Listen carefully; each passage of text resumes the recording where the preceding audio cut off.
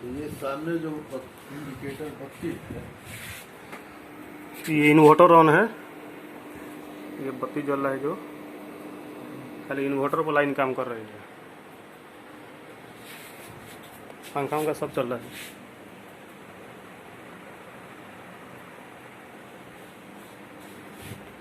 Fridge भी on है, इस पर भी फ्रिज भी ऑन है। फ्रिज भी इस पर ऑन है, फ्रिज भी चल रहा है। ठीक है, वो आप चल रहा है। कह रहे हो सही बात है।